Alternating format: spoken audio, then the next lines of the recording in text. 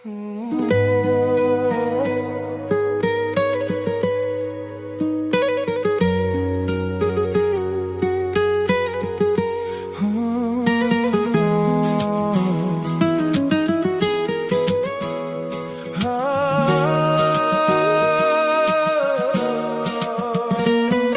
benim yüreğimden tezgeden konağım.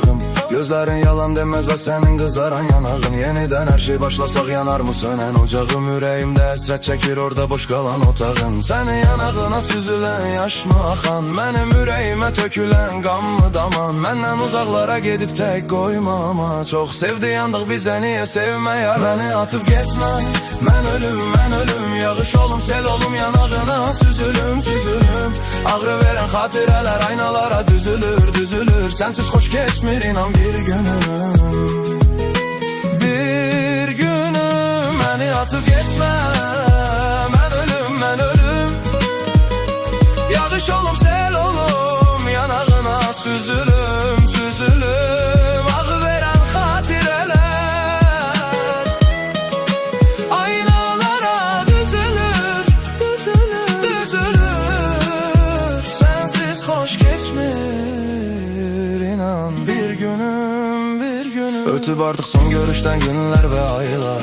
Yüreğimde yaraların ondan çok sayı var. Ne kadar özüme boş boş dedim o gayda. Bu sevginin dağılmağında onun çok payı var. Gel hayatımı beni viran etme gülüm. Gel yine devam edek bize vermez ölüm. Çetin günden kaçmak bize değil çözüm. Bir anlık yokluğun ahı nece dözüm. Beni atıp gitme, ben ölüm ben ölüm. Yağış olum sel olum yanağına süzülüm süzülüm. Ağrı veren hatireler aynalara düzülür düzülür.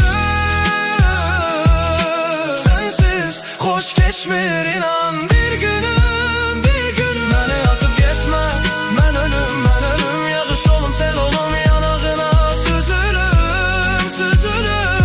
Ağrı veren hatireler aynalara düzülür düzülür düzülür. Sensiz hoş geçmir inan bir günüm bir günüm.